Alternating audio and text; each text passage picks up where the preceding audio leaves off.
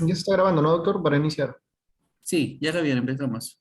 Ya, bueno, buenas noches con todos. Una vez más, como ya es de costumbre, la unidad de glomerulopatía del Hospital Revaliati, acá en Lima, Perú, está en el agrado de presentar nuevamente un tema muy importante, ¿no? En cuanto, bueno, de hace prácticamente más de 2 años, el tema del COVID y su incidencia a lo que nos corresponde a nosotros, la presentación de las glomerulopatías, ¿no? Realmente es un agrado contar con el doctor Juan Carlos Vélez en esta oportunidad. Doctor con estudios graduados acá en la Universidad Peruana Cayetana Heredia. Realmente es un placer, doctor, tenerlo como panelista el día de hoy. Formado en cuanto a internship y fellowship ahí en Estados Unidos, miembro actualmente de la American Board de Medicina Interna y Nefrología, con múltiples estudios y publicaciones a nivel internacional, siendo miembro también de la Sociedad Americana de Nefrología, Sociedad de Hipertensión, de la National Kidney Foundation, de la Sociedad Internacional de Nefrología, entre los miembros más importantes, ¿no? Sin mayor demora, realmente, doctor, un placer, le dejo a cargo de la pantalla para que pueda iniciar su exposición. Muchas gracias, doctor Honorio. Compartir mi pantalla. Ok, ¿se ve bien ahí? ¿Sí? Perfecto. Ok. Muy bien. Buenas noches a todos. Un placer compartir con ustedes esta jornada. Vamos a revisar el tema de glomerulopatía asociada a COVID-19. Es un tema que tal vez en este momento no tenga la relevancia que tuvo hace un año o 2 años. Sin embargo, me parece que es un tema que nos deja muchas enseñanzas. No sabemos si vamos a tener una nueva ola de COVID o tal vez otra pandemia con otro virus en el futuro, y es importante prestar atención a lo que aprendimos con esta pandemia, de cómo enfermedades glandulares pueden desencadenarse. Así es que es lo que voy a presentar y compartir con ustedes la experiencia que tuvimos y de qué manera esto podría tener relevancia el día de hoy. Esta es mi declaración de conflicto de interés. Ninguno de estos medicamentos de estas compañías van a ser discutidas el día de hoy. Vamos a revisar la lesión aguda por COVID-19, la experiencia del hospital donde trabajo yo, que es el hospital que se llama Ochsner. Vamos a discutir esta entidad que se llama COVAN, o nefropatía asociada a COVID-19. Voy a hacer mención al polimorfismo del gen de la apolipoproteína 1, L1, y finalmente discutiremos un poco de las glomerulopatías asociadas a las vacunas contra el virus SARS-CoV-2. Bueno, remontémonos a marzo del 2020, cuando tuvimos la pandemia. Un grupo de colaboradores en Estados Unidos, del cual tuve la suerte de ser parte, que se llamó Stop COVID. Este es un consorcio de investigación que juntó información de cuidados intensivos de cerca de 50 hospitales en Estados Unidos, básicamente para ver la sobrevida de pacientes en cuidados intensivos con enfermedad renal. Bueno, número uno acá, como ustedes pueden ver, algo ya bastante conocido, que la mortalidad en cuidados intensivos fue altísima, del 35% a los 28 días. Pero lo que se observó es que, como ustedes pueden predecir, el impacto de la lesión renal aguda de mortalidad fue clarísimo, incrementando 2.5 veces el riesgo de mortalidad en pacientes que tuvieron enfermedad renal aguda. Ahora, les voy a mostrar este reporte que publicamos en la revista Kidney 360, en el cual compartimos nuestra experiencia en el Hospital Ochsner Medical Center. El autor fue mi compañero Munir Mohamed. Tuvimos en un transcurso de, como veo acá, solamente 30 días. En 30 días tuvimos 644 admisiones por COVID en el hospital. Eliminamos pacientes en diálisis crónica, pacientes trasplantados, y tuvimos una total población de 565 pacientes con riesgo de enfermedad renal aguda, de los cuales 161 desarrollaron lesión renal aguda, es decir, el 28%. Importante destacar que este es un hospital en la ciudad de Nueva Orleans, en el estado de Luisiana. 75% de la población de esta cohorte era de raza negra. En esta tabla del manuscrito reportamos lo que nosotros consideramos la etiología de la lesión renal aguda, y esto se hizo en base a definiciones preestablecidas y revisión manual de todas las historias clínicas de esta cohorte. Y como ustedes pueden imaginarse, injuria tubular aguda, acá mostramos una imagen en micropatía de campo oscuro mostrando cilindros granulosos en abundancia. El 83% de los pacientes tuvieron lesión tubular aguda, básicamente isquemia por inestabilidad hemodinámica, cosas muy predecibles. Tuvimos una cantidad también de pacientes con rhabdomiólisis y pacientes en los cuales no había una causa, pero el sedimento urinario mostró los cilindros. Ahora, lo que sí fue para nosotros sorpresivo es que 3 de estos 161 pacientes, que representó el 2%, desarrollaron esta entidad de glomerulopatía colapsante, que lo vamos a expandir un poco más. Todo comenzó con este caso índice que les voy a compartir acá. Este es un paciente que ingresa al hospital con COVID-19. En marrón les represento el requerimiento de oxígeno en 2 litros por minuto. O sea, el paciente llega con una hipoxia leve. El paciente tiene una creatinina de 1.5 al llegar al hospital. Como ven acá, los primeros 7 días la creatinina comienza a subir un poco, sin embargo el oxígeno mejora. Al 9º día ya el paciente estaba respirando sin necesidad de oxígeno. Sin embargo, miren la enfermedad, la creatinina sérica comienza a elevarse paulatinamente. En este momento evaluamos la proteinuria. El paciente tenía una relación proteína-creatinina de 2.5 gramos por gramo, lo cual era nuevo en este paciente. Al progresar la creatinina 8.4, le examinamos el sedimento urinario, se mostró efectivamente cilindros oscuros, sugiriendo un daño tubular agudo. Sin embargo, la proteinuria ha aumentado a 9.4 gramos por gramo, y algo que no encajaba pues, con una lesión tubular aguda simple. En este punto, el paciente llegó a una creatinina de 13.8, se le hizo hemodiálisis porque el paciente ya estaba desarrollando síntomas de uremia, y el día 16 de hospitalización se le hizo una biopsia renal, que mostró una glomerulopatía colapsante. Ahora, este fue un caso que fue uno de los primeros que fueron observados y reportados en el mundo. El primer reporte fue el doctor Chris Larsen, que es un colega mío que trabaja en Arkansas. Y lo que hicimos es hacer la primera serie de casos, ¿no? La primera serie de casos, en este caso fueron solamente 6, en los cuales reportamos en este manuscrito en la revista de la Sociedad Americana de Nefrología. Todos esos pacientes tuvieron lesión renal aguda con una creatinina entre 2.9 y 11.4. Son pacientes que tuvieron proteinuria de rango nefrótico. Acá mostramos una imagen de un cilindro graso con el clásico signo de cruz de Malta, como ven aquí.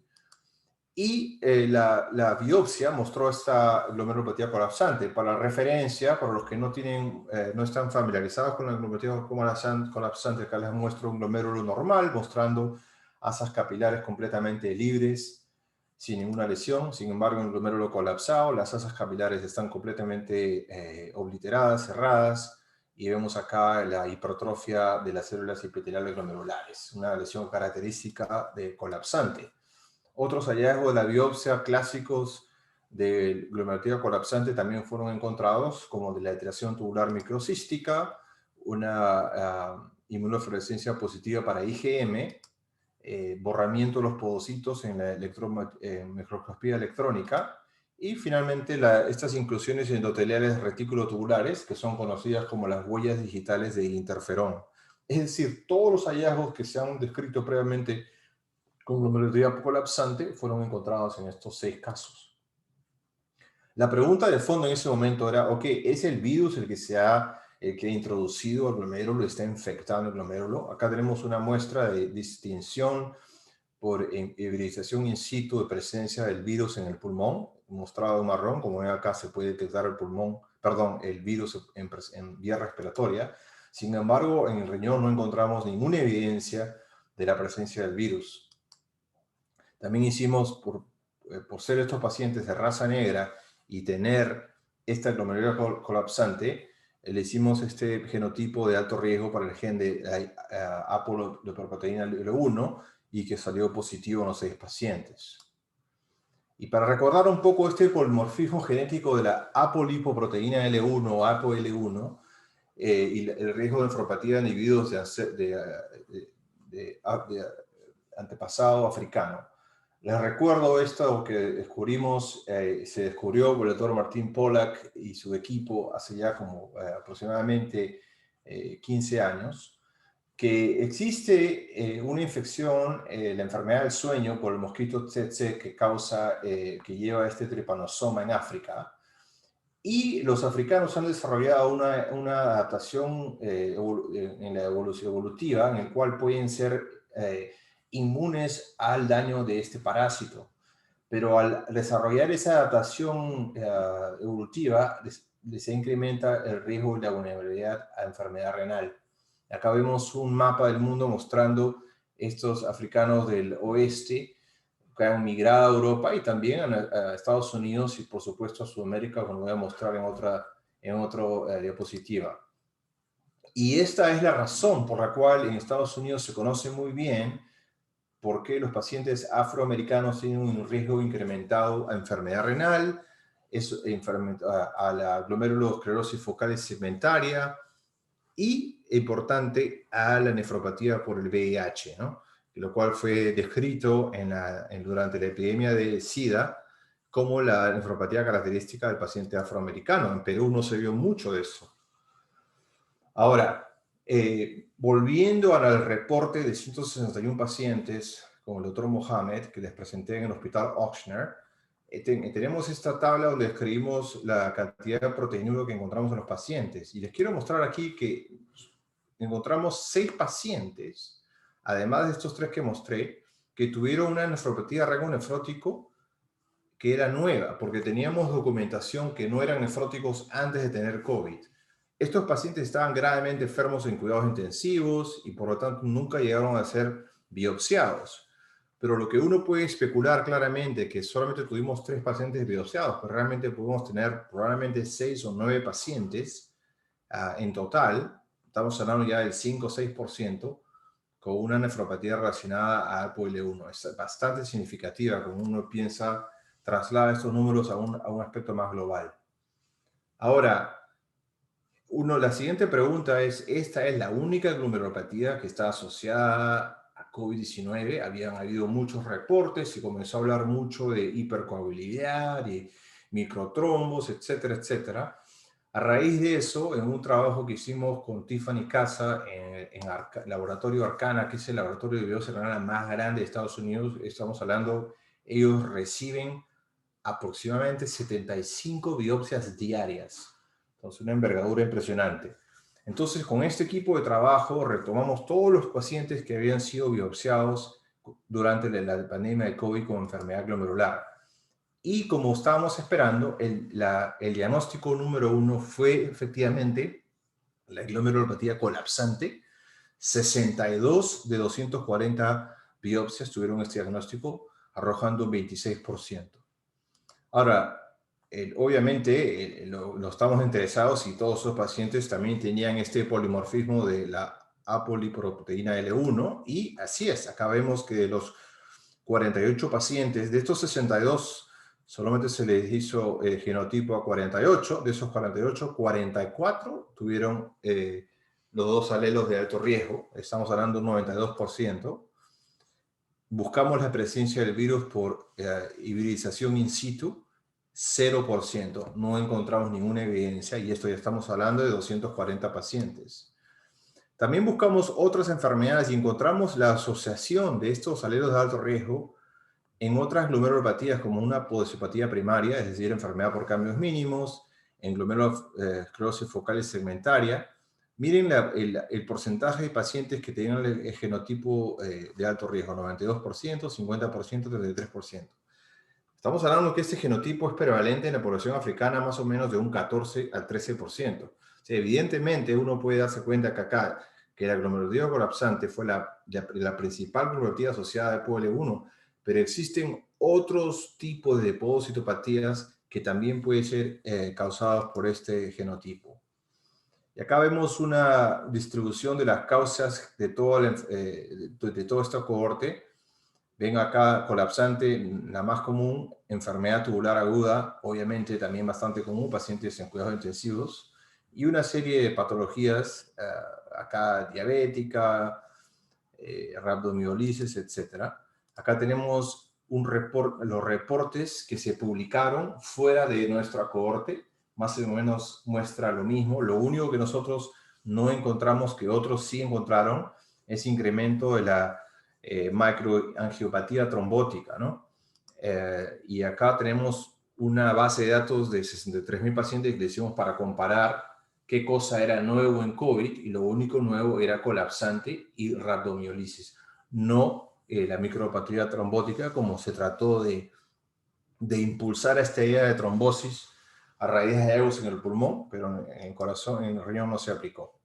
Ahora, ¿cómo podría usted uno integrar esta enfermedad viral respiratoria con el desarrollo de una glomerulopatía colapsante? Bueno, acá tenemos un modelo en el cual un paciente es infectado por el virus SARS-CoV-2, una enfermedad respiratoria aguda. Sabemos que una respuesta del huésped da a generar una liberación de citocinas inflamatorias. En particular, para esta discusión, estamos hablando de interferón sistémico y quimiosinas como la quimoquina CXCL9. Ahora, en un paciente normal esto no necesariamente va a generar una glomerulopatía, pero en un paciente con riñones de individuos de ascendencia africana con polimorfismo APOL1, estos pacientes expresan esta proteína APOL1 en el podocito. Tenemos una representación normal de glomérulo.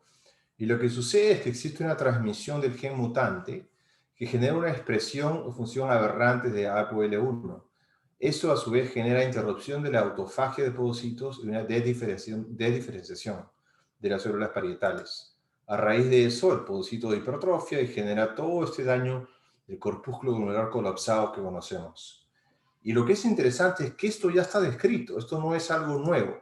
Tenemos otros ejemplos en el pasado con el virus de VIH, con parvovirus B19, con citomegalovirus, con Epstein-Barr.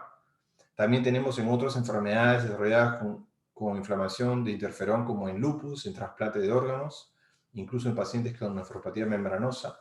Y también en pacientes que han sido tratados con interferón propiamente, por ejemplo, hepatitis C, antes se trataba con interferón, y también de este síndrome hemofagocítico, que está caracterizado por la producción de interferón.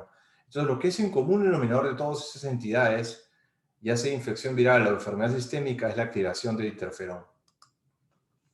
Ahora, tratando de comparar el SARS-CoV-2 con el VIH y el parvovirus y el citomegalovirus, estamos hablando que desde el punto de vista de la infección, el VIH es una enfermedad más crónica, ahora más que nunca, con la utilización de estos antirretrovirales que disminuyen la carga viral completamente. El citomegalovirus y el parvovirus tienen la característica de ser virus latente, es decir, puede ser el paciente portador de este virus por mucho tiempo. Mientras que el SARS-CoV-2 realmente no tiene estas características, es un virus más agudo. Por lo tanto, cuando uno comienza a pensar la implicancia a largo plazo de esta infección y la enfermedad glomerular, obviamente, pues, no es lo mismo, ¿no? Teóricamente, esta enfermedad aguda debería tener una repercusión menos severa que estas otras infecciones virales crónicas o latentes. Ahora, les quiero compartir lo que observamos en el surgimiento de la variante Delta, ¿no? Eso ocurrió ya, estamos hablando de la tercera o cuarta ola de este virus. Y acá les voy a mostrar, esto fue el año 2021, tuvimos pacientes que fueron hospitalizados nuevamente, pacientes de raza negra, con falla respiratoria, síndrome respiratorio de estrés agudo. Y bueno, ya en este momento ya teníamos evidencia que la dexametasona y el remdesivir eran tratamientos ya establecidos en COVID-19, además del oxígeno. Esta es una población un poquito distinta por ese motivo.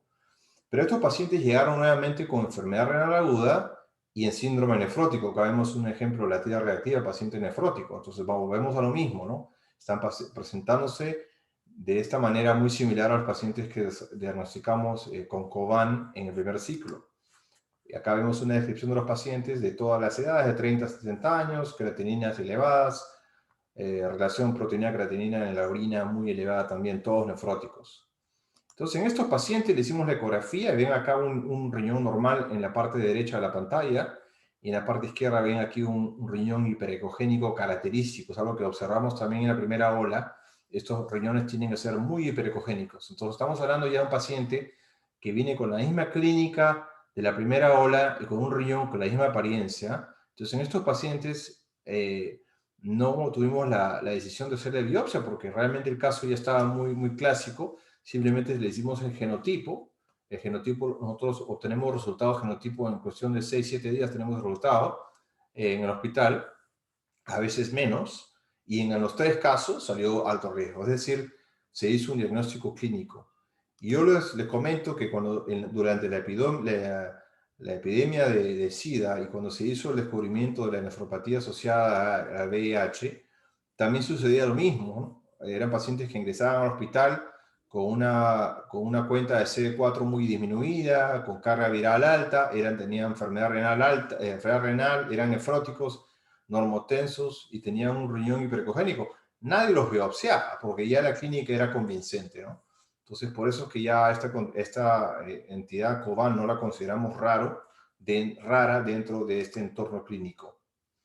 Ahora, la siguiente pregunta que todavía estamos tratando de contestar, estamos completando estudios en este momento, pero os voy a compartir un poco, es cuál es la importancia a largo plazo, el impacto a largo plazo de estos pacientes. En el reporte original de 6 pacientes que les compartí, acá son 7, añadimos uno más, una distribución muy heterogénea, ¿no? Hubieron pacientes que fallecieron rápidamente, hubieron pacientes que recuperaron rápidamente, a los 3 meses ya no estaban en diálisis y habían recuperado la función renal y una proteinuria muy pequeña. Y tenemos otros pacientes que terminaron con una proteinuria persistente, ¿no? Como vemos acá, una distribución muy democrática, digamos, de la sobrevida a largo plazo. Pacientes en enfermedad renal terminal en diálisis solamente 14%. Ahora, hemos expandido esta observación con 24 pacientes. Vemos acá un seguimiento aproximadamente de medio año, 6 meses. Y acá vemos, por ejemplo, que solamente un paciente de estos 24 estaba en diálisis. Y cuando vemos acá la proteinuria de seguimiento de 2 gramos, es decir, la mayoría de estos pacientes lo que estamos observando es que terminan saliendo de diálisis, pero terminan con una proteinuria, lo cual es importante ahora mirar este seguimiento, pues en 3-4 años probablemente muchos de estos pacientes desarrollen enfermedad renal crónica terminal, pero en ese seguimiento de 6 meses los hallazgos no fueron tan impactantes. El grupo de Nueva York del doctor Dagati también ha publicado su observación muy similar a la nuestra. Ellos también tienen un seguimiento de más o menos de 6 meses, 5 meses. Y en el caso de ellos tienen un 14% de pacientes con enfermedad renal crónica terminal. O sea, un poquito más severo en el caso del grupo de Nueva York. Ahora, tratamiento para esta enfermedad realmente es un territorio que no tenemos mucha evidencia. El reporte de Nueva York incluye 22 pacientes, de los cuales el 36% fueron tratados con esteroides en forma empírica y el 75% de ellos tuvieron una remisión parcial, pero evidentemente al ser un estudio no controlado, solamente es un reporte retrospectivo, no podemos hacer ninguna conclusión. ¿Ok? También es importante mencionar que hemos tenido pacientes que no fueron tratados con esteroides y tuvieron una mejoría espontánea completa. Y además sabemos que hay pacientes que ya se han presentado con este cuadro clínico a pesar de haber estado recibiendo dexametasona. Entonces, cuando uno pone toda esta información, es difícil convencerse de que esteroides es la respuesta para tratar a estos pacientes. Por lo tanto, la conclusión en este momento es que la evidencia es insuficiente para recomendar esteroides en Coban. Ahora, algo que está avanzando y recientemente fue presentado en el Congreso de la National Kidney Foundation aquí en Estados Unidos es el uso de un inhibidor de ApoL1. El producto se llama VX147. Nosotros somos uno de los centros de investigación que estamos participando en los estudios clínicos. Se acaba de presentar estudios preliminares solamente con 13 pacientes y este gráfico representa la reducción de proteinuria. Más o menos a las 12 semanas, una reducción promedio, del 45% de la proteinuria basal, lo cual es bastante alentador. Acaba de comenzar hace un mes el estudio clínico randomizado de fase 3 y esperemos que esto sea algo favorable. Este no es un estudio específicamente en Coban, sino en enfermedad focal segmentaria, glomerulosclerosis focal segmentaria asociada con ApoL1, pero uno podría obviamente extrapolar estos hallazgos para todas las nefropatías asociadas al polimorfismo de ApoL1. Ahora, otra pregunta que nos hicimos durante la pandemia es, ok, ya sabemos que existe Coban, es una glomerulopatía colapsante con un ramo nefrótico, Pero la pregunta es, ¿ser portador de este polimorfismo, polimorfismo APOL1, incrementa el riesgo a la lesión renal aguda en general, independientemente de que sea colapsante o no? Para eso tomamos 520 pacientes que tuvimos acceso de raza negra, que tuvieran una PCR positiva para el virus, y del cual tuvimos acceso a muestras de sangre, ¿no? Excluimos pacientes en diálisis crónica trasplantados. De estos 478 pacientes, conseguimos una cohorte de 126 pacientes, de los cuales la mitad fueron hospitalizados y la mitad fueron ambulatorios, y a todos ellos se le hizo un PCR genotipo APOL1. Y la pregunta era si vemos una diferencia en la incidencia de lesión renal aguda. Y la respuesta es que sí. Vemos acá en la parte superior el porcentaje de pacientes con lesión renal aguda fue más alto para los que tuvieron 2 alelos de alto riesgo comparado a los que tuvieron 0 o 1. La lesión renal aguda persistente, que fue definida en base a durar 72 horas o más, también fue más alto en pacientes con el polimorfismo de alto riesgo.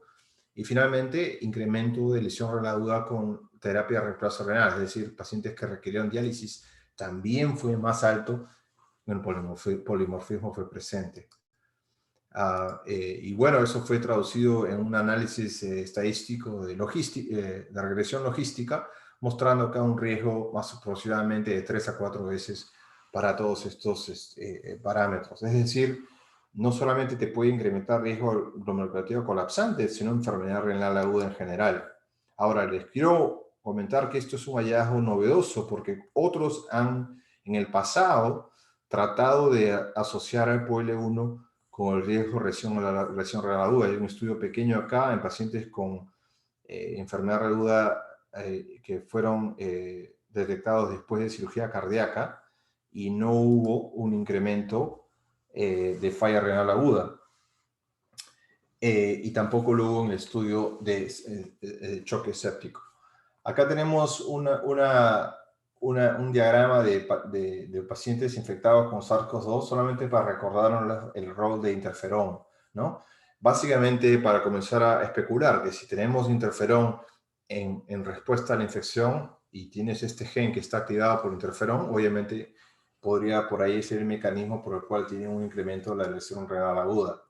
Lo que también encontramos en esta cohorte es que estos pacientes que estuvieron genotipo y tuvieron insuficiencia renal aguda, les medimos la proteinuria, fue evaluada en 46 pacientes, 17 de ellos tuvieron una proteinuria que no existía antes de desarrollar COVID, y luego repetimos el análisis de proteinuria para ver si era persistente a los 30 o 90 días, y como ven aquí, los pacientes que tuvieron el riesgo de APOL1 comparado con pacientes que no tengan riesgo de APOL1, y acá está básicamente los resultados, 4 de 4 pacientes comparado de 3 a 10 pacientes tuvieron proteinuria persistente. Estamos hablando, entonces, uno puede desarrollar enfermedad renal aguda y tener la proteinuria a largo plazo, y es algo que también observamos con la nefropatía Coban.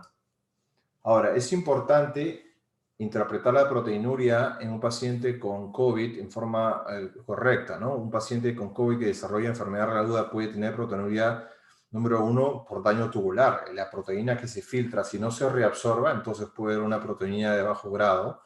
Además, un paciente puede desarrollar Coban, como hemos discutido ya, pero además puede haber pacientes que tienen una enfermedad renal preexistente. Entonces, si uno detecta proteinuria, no sabemos si es nueva o es antigua, ¿no? Entonces, por eso es importante tener historia clínica pasada, que a veces uno no la tiene y se queda con esa disyuntiva. Ahora, yo les mencioné que la glomerulopatía colapsante fue el tipo más común en COVID, en el trabajo que hicimos con el grupo de Arcana, pero les quiero compartir una glomerulopatía más que fue estadísticamente más frecuente durante la pandemia de COVID, que es la glomerulopatía proliferativa con depósitos monoclonales IgG. No es muy común esta glomerulopatía. Acá les muestro una imagen típica de mostrando la hipersolaridad y el aspecto globular, positiva para IgG3 en inmunofluorescencia. Y vemos acá que antes de COVID, en esta base de datos de 63.000 pacientes, esta glomerulopatía PGNMID representa solamente el 0.2%. Durante el COVID, representó el 1.7%. O sea, estamos hablando de una muy infrecuente, pero de todas maneras más común que antes de COVID. Y la pregunta es ¿por qué? Bueno, no sabemos exactamente, pero uno puede especular que puede ser una monoclonalidad monoclonal asociada al virus, ya sea descrito con citomegalovirus. Entonces sabemos que eso puede existir y sabemos que en COVID-19 han habido casos de estas, digamos, discrasias de células plasmáticas temporales, ¿no? Entonces probablemente eso haya explicado estos casos de esta glomerulopatía. Ahora, siendo esta una audiencia en Lima, Perú, la pregunta que muchos nos haríamos es, bueno, ¿esto qué relevancia tiene para la población peruana, no? El genotipo APOL1 es un genotipo que se ha descrito en afrolatinos. Acá tenemos una distribución de las raíces afrolatinas saliendo del oeste africano, cómo ha habido migración al Caribe, a Norteamérica y, por supuesto, a muchas zonas en Sudamérica, en particular Brasil, Colombia, Ecuador y Perú, ¿no? Y también en Uruguay. Acá tenemos qué reportes tenemos de este polimorfismo en Sudamérica. Este es un reporte de la prevalencia del riesgo de APOL1 en pacientes de enfermedad renal crónica en Colombia, en la ciudad de Cali. Está mostrado acá en este mapa. En este estudio se hizo una evaluación del polimorfismo de alto riesgo para ver cuántos pacientes tenían estos dos alelos y se encontró un porcentaje muy alto de 37% de estos pacientes de falla renal terminal en la ciudad de Cali, en este estudio, eran portadores de este genotipo. Todos hablando de que es algo bastante representativo de esa población. En Brasil tenemos el estudio de Curitiba, también otra ciudad de población afro-brasilera. Acá tenemos 2% de alelos de alto riesgo, 9% de estos pacientes, pero lo que también este estudio hizo fue una comparación, y comparó con la población con un control, es decir, una población de pacientes de la misma localidad de Curitiba sin enfermedad renal crónica, y la incidencia fue 0.9%, es decir, un riesgo casi de 11 veces de tener este polimorfismo. Entonces, la especulación, obviamente, si podemos encontrar este tipo de epidemiología en otros países de Sudamérica, como en Ecuador, y obviamente como en ciertas regiones del Perú, como es en Ica y en Lima, y también en Piura, donde tenemos poblaciones afroperuanas. Y acá tenemos una distribución de la frecuencia de APOL1 en el mundo, en cual se marca la frecuencia estimada de este genotipo de APOL1. El Perú está marcado acá con verde claro, que representa del 1 al 5%, comparado pues con lo que se ve en Estados Unidos en la población afroamericana, que se ve del 14%, ¿no? De todas maneras, a larga escala no es una cantidad muy pequeña. Bueno, la última parte de esta presentación es relacionada a las glomerulopatías asociadas con las vacunas de COVID-2. Les voy a compartir un caso primeramente. Es un paciente que llegó a nuestro consultorio.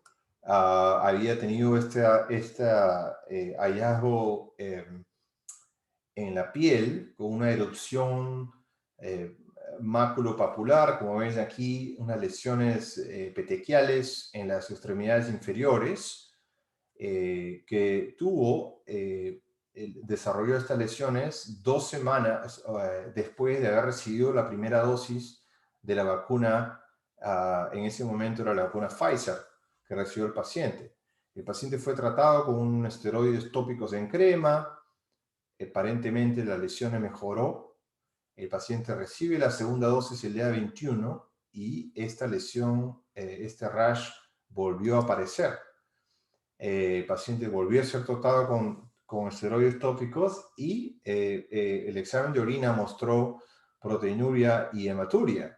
Por lo tanto, fue referido a nuestro consultorio. A nuestro consultorio le hicimos la microscopía urinaria y encontramos estos acantocitos o eritrocitos dismórficos característicos de lesión glomerular, y a raíz de eso pues, se le hizo una biopsia renal que mostró nefropatía por IgA, como ven aquí en esta inmunofluorescencia. El paciente fue iniciado en un inhibidor de la ECA, en este caso lisinopril, Y bueno, la lesión de la piel mejoró, la proteinuria disminuyó a 0.5 gramos por gramo y el paciente no requirió inmunosupresión sistémica a partir de ese momento. Bueno, este caso fue uno de los primeros que fueron descritos. A raíz de eso, este reporte nuevamente en trabajo conjunto con Tiffany Casa del grupo de Arcana, se hizo un reporte de las enfermedades glomerulares asociadas temporalmente con las vacunas contra el SARS-CoV-2.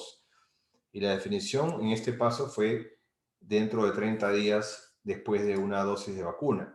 Y acá está la distribución general de los resultados de este estudio, donde vemos que nefropatía por IgA, enfermedad de cambios mínimos y glomerulopatía crescéntica fueron las causas más comunes, representando entre las tres alrededor del 80% de los tipos de enfermedades. Otras fueron descritas como nefropatía membranosa, un caso de nefropatía colapsante y nefropatía lúpica. Ahora, la pregunta que muchos nos hacíamos en ese momento, si dependía del tipo de vacuna, y como ven acá, el gran variedad de pacientes recibieron Pfizer, la BNT162b2, y otro grupo tanto recibió el RNA mensajero 1273 de Moderna, y la minoría recibió las vacunas de AstraZeneca y Johnson & Johnson. Pero recuerden que esto representa pues la distribución general del país, no es que se haya observado una distribución de casos distinta a la distribución de vacunas que ocurrió en general en la población de Estados Unidos. La siguiente pregunta es: ¿cuánto tiempo después de la vacuna aparece el síndrome clínico? Acá vemos en nefropatía por IgA, más del 70% ocurrió en los primeros 3 días, o sea, algo sucede bastante rápido. En nuestro caso, duró un poco más que lo normal. Enfermedad por cambios mínimos en todos los pacientes ocurrió en el transcurso de 2 semanas, mientras que las enfermedades por vasculitis tipo ANCA crescénticas tomó un tiempo más variable entre 2 días hasta 3 semanas, ¿no? Entonces, básicamente es lo que se observó en este reporte de Tiffany Casa. Y la presentación clínica desde el punto de vista de laboratorio, tenemos acá enfermedad renal asociada a un síndrome nefrítico y nefrótico como el más común, 52%. Un tercio presentó con síndrome nefrítico y solamente un 10% con síndrome nefrótico.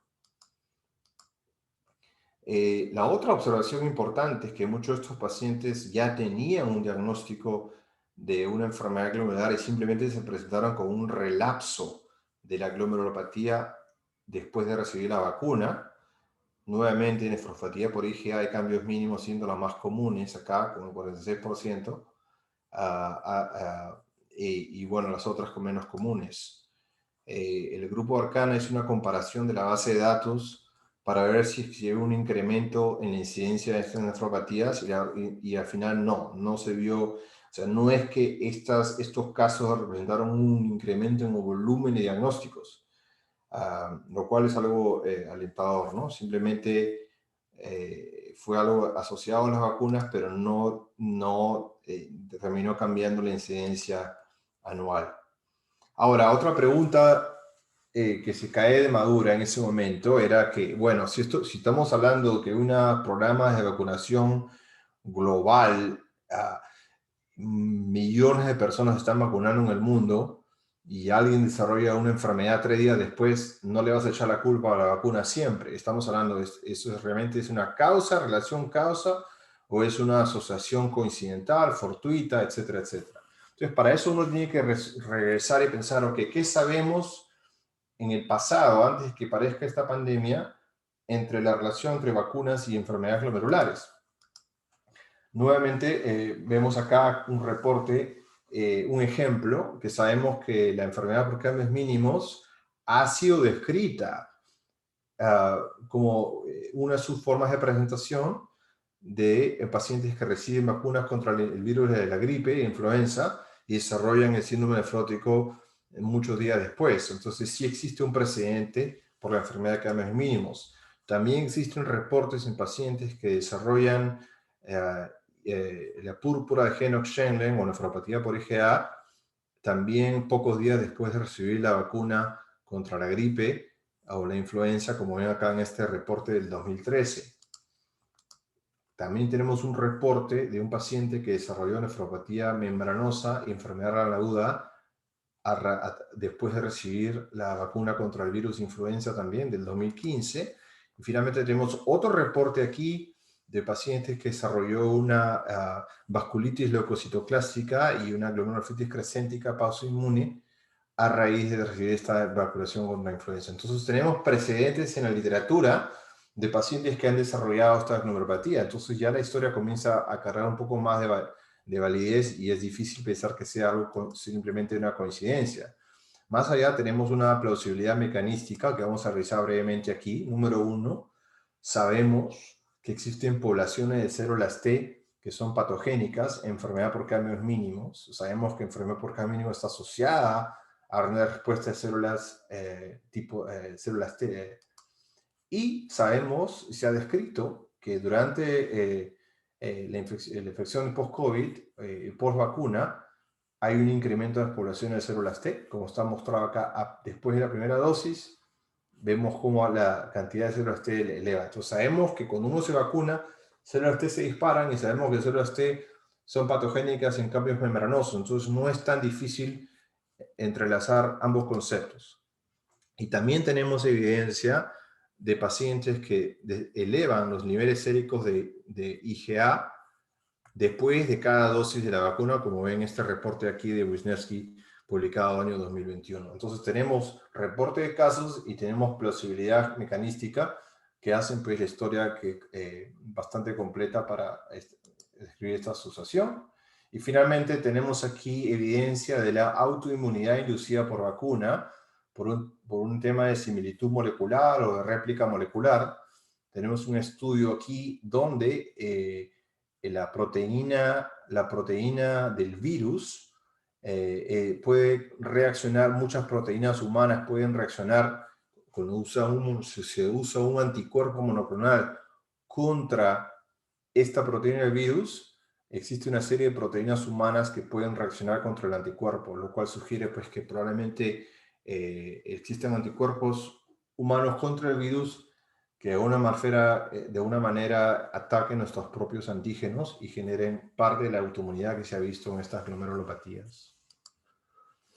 Bueno, entonces, ¿cuál es la conclusión? ¿Cómo se manejó este tema en el año 2021, cuando era un tema mucho más candente de lo que es el día de hoy, el 2022?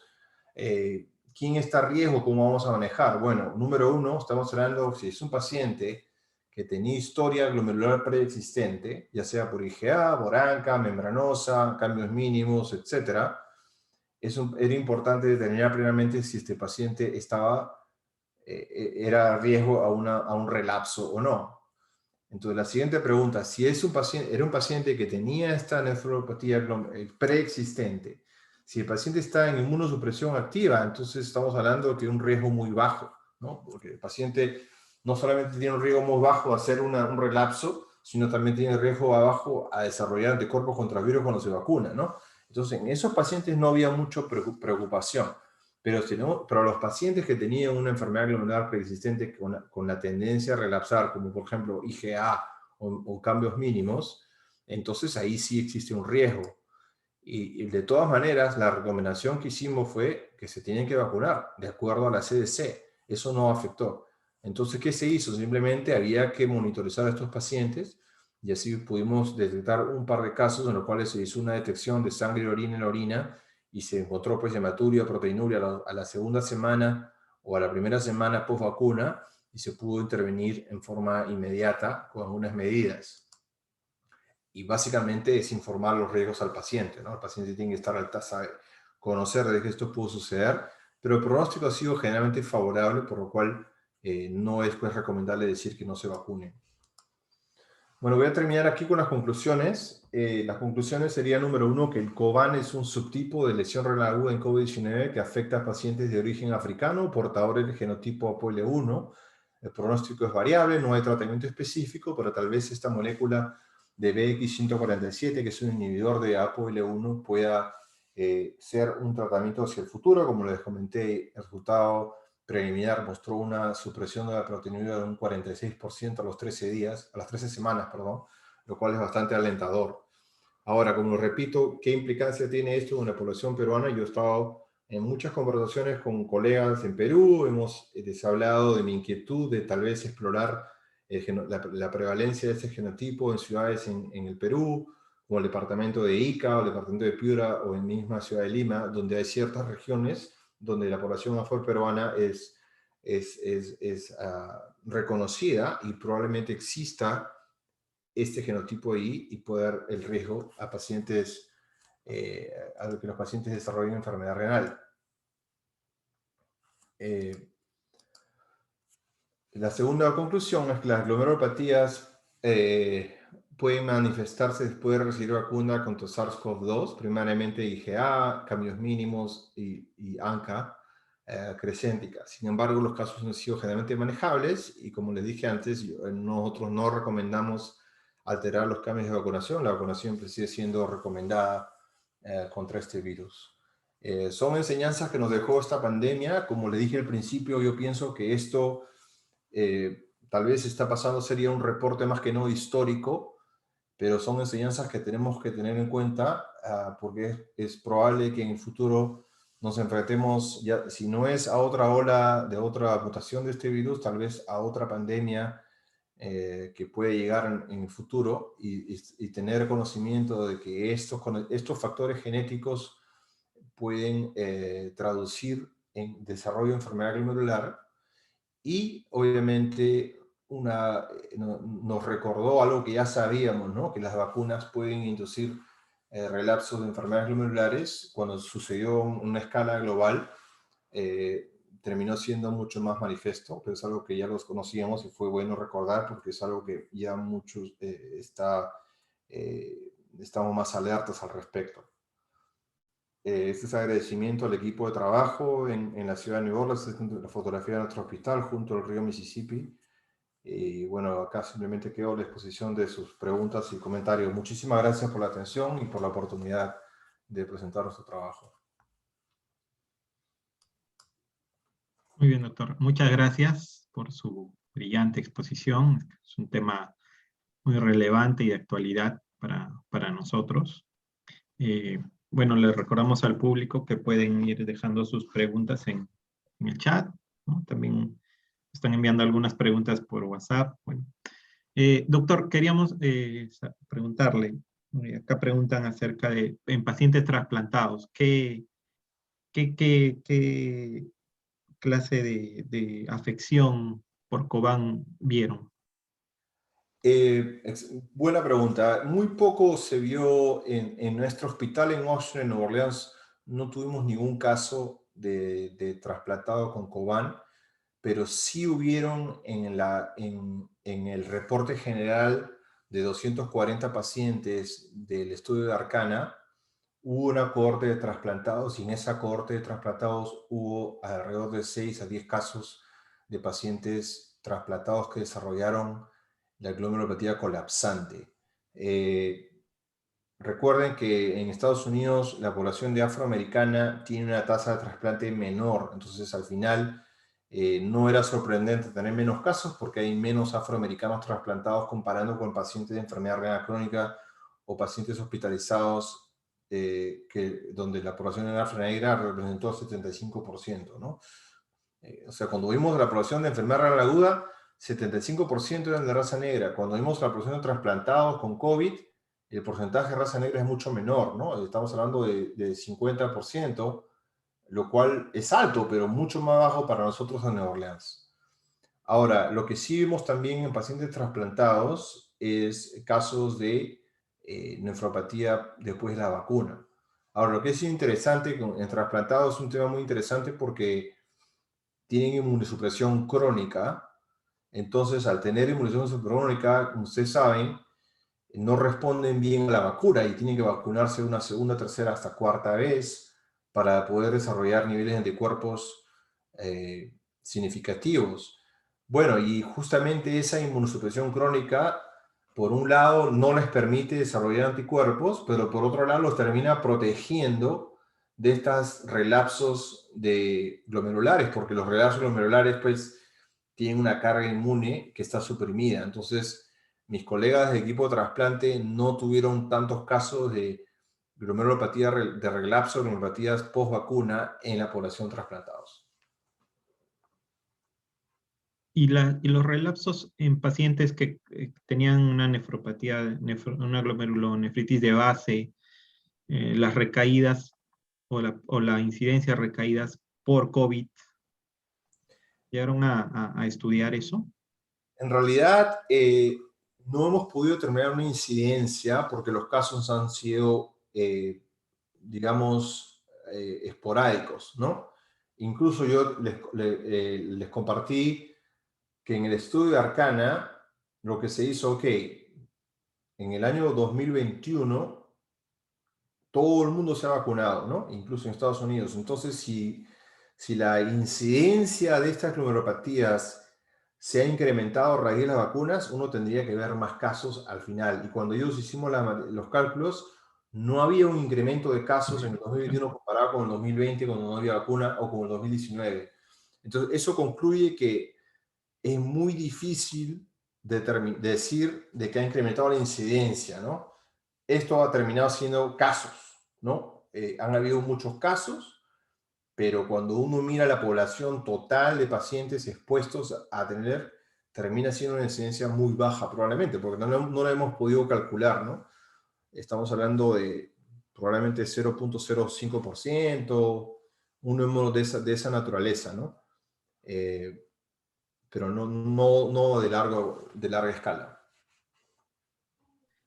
Tenemos una pregunta aquí en el chat, dice, buenas noches. En la práctica clínica, ¿qué hallazgos harían aumentar la sospecha de que un paciente con enfermedad glomerular presente este problema debido a la vacunación? Ok.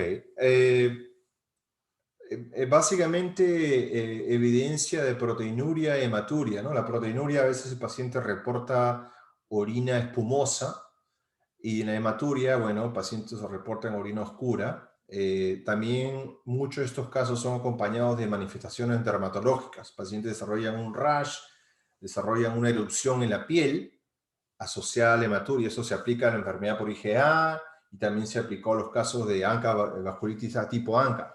Muchos pacientes tuvieron un síndrome dermatorrenal, ¿no? Una lesión en la piel y una lesión en el riñón. Entonces, nosotros implementamos un protocolo paciente con enfermedad renal, IgA, ANCA, lupus o cambios mínimos o membranosa, que se vacunaba, se le da un paquete de información, decía, tienes que mirar la orina, si la orina cambia de color o de aspecto, o desarrollas una lesión en la piel, o tu presión sube en la casa, notificarnos, ¿no? Y es más, les repartíamos tiras reactivas para que ellos puedan mismos chequear la proteína en su casa. Fuera de eso, no existió ninguna asociación observada entre síntomas constitucionales. Por ejemplo, si me dice el paciente va a la casa, tiene fiebre, le duele la espalda, nada de eso fue objetiva y claramente asociado con estos relapsos glomerulares. Los relapsos glomerulares fueron básicamente trastornos en la orina, en la piel, y más allá de eso, muy poca sintomatología, ¿no? Ya cuando pacientes desarrollaron enfermedad renal aguda, obviamente ya comienza el paciente a desarrollar un poco de edema, de cansancio, pero esos casos fueron raros, ¿no? ¿Y observaron un tiempo después de la vacunación que se podía ya empezar a dar la proteinuria? Sí, la proteinuria generalmente se dio entre los primeros 7 a 14 días, ¿no? Hay pacientes que desarrollan el relapso en los primeros 3, 4 días. En IgA, por ejemplo, se han visto casos muy rápidos. En cambios mínimos, generalmente de 1 semana hasta 2 semanas comienza a salir de proteinuria. Y en los vasculitis tipo ANCA eso es más variable. Por eso es que básicamente uno dice, si no has desarrollado proteinuria hasta un mes después de la vacuna, muy pocas probabilidades de que suceda más allá de la 4ª semana, ¿no? La gran mayoría de casos están agrupados en las primeras 2 semanas. Yo diría que si uno podría proyectar unos números, diría 60% de la primera semana, el 80% de la segunda semana, hasta el 90% de 3 semanas, y ya estamos hablando de muy raro más allá de la 3ª semana. Okay. Tenemos una pregunta acá en el chat. ¿El tratamiento de la glomerulonefritis crescéntica asociada a la vacuna debe seguir la guía establecida para glomerulonefritis ANCA positivo? Correcto, exactamente. El manejo de estos casos fue aplicándose los principios que se usan fuera del contexto de las vacunas, ¿no? Es más, el caso índice que yo les mostré era un paciente con nefropatía por IgA, y a pesar de que tenía unos cambios en la piel, se manejó en forma conservadora porque tenía una proteinuria de bajo grado, la función renal estaba normal y no requirió inmunosupresión. Sin embargo, otro paciente que tuvimos con nefropatía eh, crescéntica con ANCA positivo por MPO, mieloperoxidasa, paciente llegó con una creatinina de 4.3, el paciente hubo muchos crecientes en la biopsia, lo manejamos en forma agresiva con una combinación de ciclofosfamida y corticosteroides, como como lo recomiendan las guías, ¿no? Ya sea ciclofosfamida o rituximab, dependiendo del caso, pero en este caso se optó por ciclofosfamida, un tema de costo para este paciente en particular, y sí, no existe una recomendación específica para modificar el tratamiento en estos pacientes. Doctor, ¿el interferón podría ser una diana terapéutica en el COBAM? Sí, yo estoy convencido que es así. Lamentablemente no hay nada concreto al respecto. Cuando nosotros tuvimos el brote de casos de la pandemia en abril del 2020, yo tuve una comunicación con una persona de la compañía farmacéutica que maneja un producto que son anticuerpos monoclonales contra interferón, que los están desarrollando para tratar otras enfermedades no renales, y traté de conseguir interés de esta compañía para hacer un estudio, aunque sea piloto, ¿no? Pero lamentablemente a veces las compañías farmacéuticas pues tienen un interés de otro tipo, ¿no? Y no pudimos conseguir, pero no, esto se viene conversando ya desde la época de la nefropatía por VIH se comentó, ¿no? Que desde el punto de vista de la patogénesis, lo lógico sería bloquear interferón, pero lamentablemente no existe un medicamento o un estudio que esté atacándose en ese momento. Ahorita el interés está volcado a ApoL1, ¿no? Lo que sucedió con interferón es que cuando yo estaba en conversaciones con este grupo de la compañía farmacéutica que vende estos anticuerpos monoclonales contra interferón, es que decían, bueno, interferón, el cuerpo lo necesita para atacar el virus, ¿no? Si tú bloqueas interferón en una detección viral, te estás bloqueando la defensa contra el virus. Entonces, obviamente, era muy complicado vender esa idea, ¿no? Lo uno pensaba era, ok, una vez que el PCR se convierte en negativo contra el virus, ahí ya le puedes aplicar la terapia de interferón. Es lo que nosotros estábamos proponiendo para estos pacientes, ¿no? Pero no se llegó, es lo que me parece que debería hacerse, pero no se llegó a concretar ese estudio. Para pacientes que están llevando tratamiento inmunosupresor por alguna glomerulonefritis, por ejemplo, ciclofosfamida o rituximab, ¿cuál sería la indicación para la vacunación? Sí, eso es algo importante porque particularmente con rituximab, el rituximab pues es un medicamento que va a bloquear la producción de células, bloquea las células B y puede bloquear la producción de anticuerpos que uno quiere conseguir con este medicamento. La recomendación que se hace a un paciente que recibe rituximab es esperar por lo menos 6 semanas para aplicarle la vacuna. Y esto no es en general absoluto, porque el rituximab es un medicamento que actúa a largo plazo. Por ejemplo, sabemos que en glomerulopatía membranosa primaria, pacientes pueden responder al rituximab a los 6 meses, a veces hasta los 9 meses, ¿no? Entonces, esto de dilatar 6 semanas básicamente es para encontrar un punto de equilibrio en el cual, ok, A las 6 semanas el efecto rituximab sigue presente, pero no está pues nuevecito, ¿no? Ya hay bastante rituximab que ha sido metabolizado, entonces la idea es que uno mantiene la inmunosupresión y le va a permitir al paciente desarrollar anticuerpos contra el virus, ¿no? En otro sentido, si el paciente se vacuna, también se recomienda dilatar la dosis de rituximab por lo menos 6 semanas para que el paciente pueda desarrollar anticuerpos antes de que le dé la dosis de rituximab. En el caso de ciclofosfamida, yo aplicaría los mismos principios. Si se usa intravenosa, se podría programar mejor. Lo más complicado sucede cuando el paciente toma ciclofosfamida oral, ¿no? En ese caso, las dosis orales son,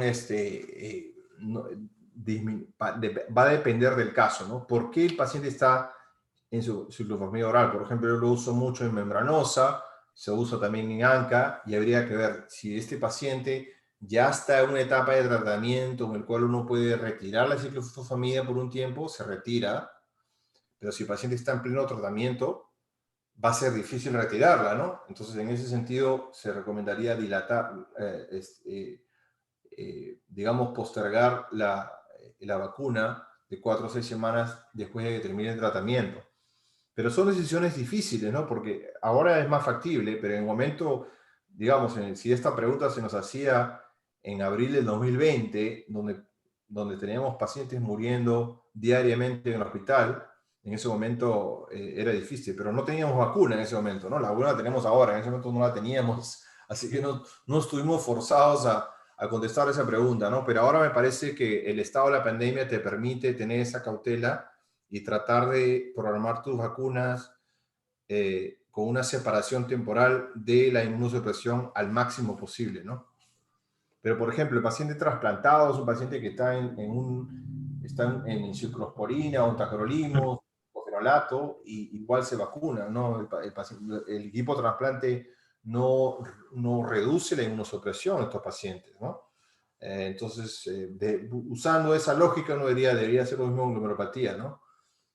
Por eso se va modificando en base a qué etapa de tratamiento. Estamos en la etapa inicial de inducción de la glomerulopatía, es difícil retroceder.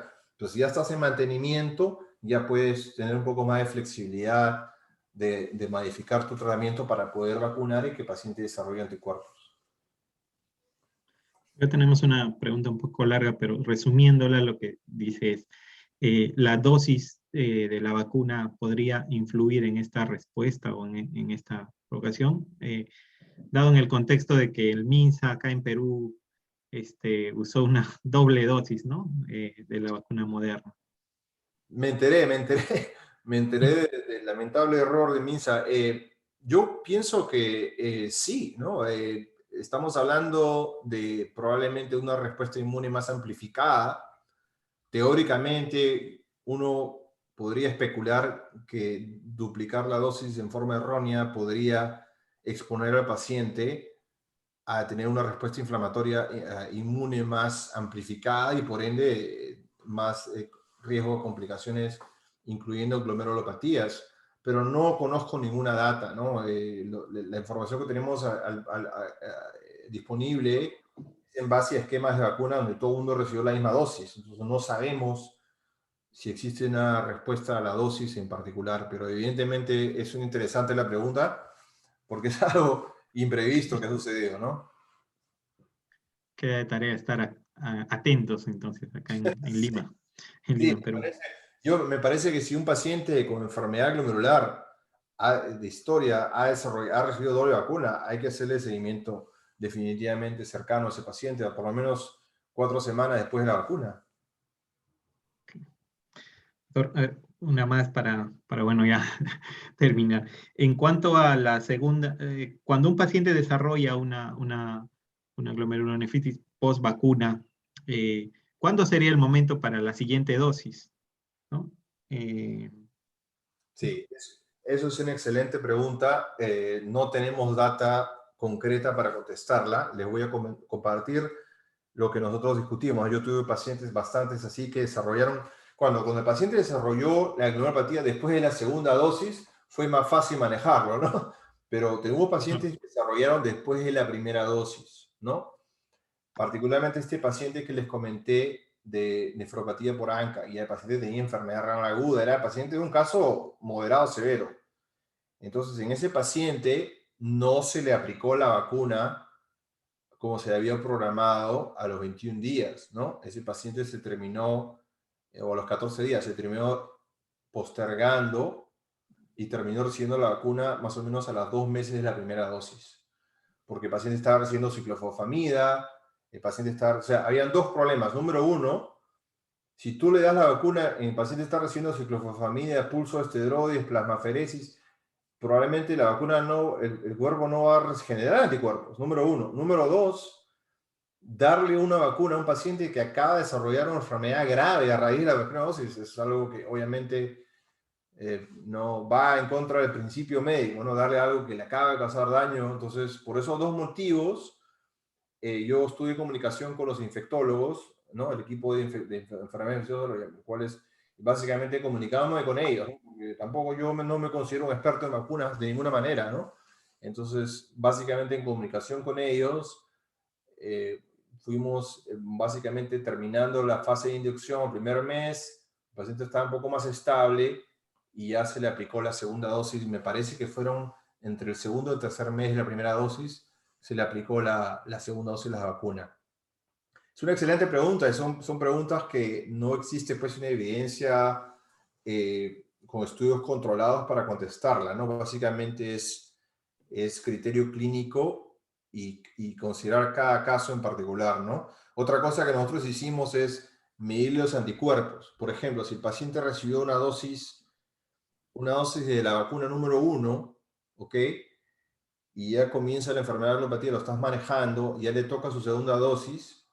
Si es un paciente severo, claro, no lo vas a vacunar, como comenté, pero ¿qué pasa si es un caso un poco más leve? Función renal normal, un poquito de proteinuria, un poquito de hematuria, no te asustó mucho el caso, le puedes meter la segunda dosis, a esos pacientes le medimos la vacuna. No, hay una forma, no el total de inmunoglobulina, sino un test que es anticuerpos neutralizantes.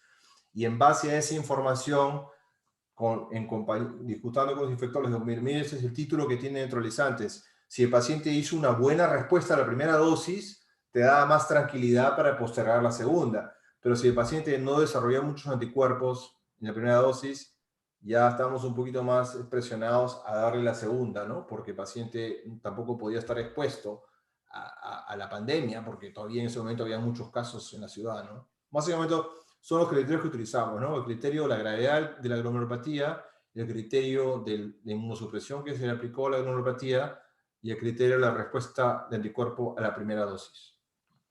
¿Y estas glomerulopatías se desarrollaban siempre o más con la primera dosis, con la segunda o con los refuerzos? Déjame chequear aquí porque eso lo tengo acá en este. Me parece que era una repartición homogénea, doctor. Acá lo tengo acá en este gráfico. Básicamente era una disminución, una repartición equitativa, ¿no? Tenemos muchos casos que se presentaron en la primera dosis y otros casos en la segunda dosis. No hubo realmente una preponderancia, ¿no? De ambas, o de una versus la otra. Un par de preguntas más tenemos aquí. Dice, ¿alguna evidencia de compromiso glomerular post vacuna de Sinopharm?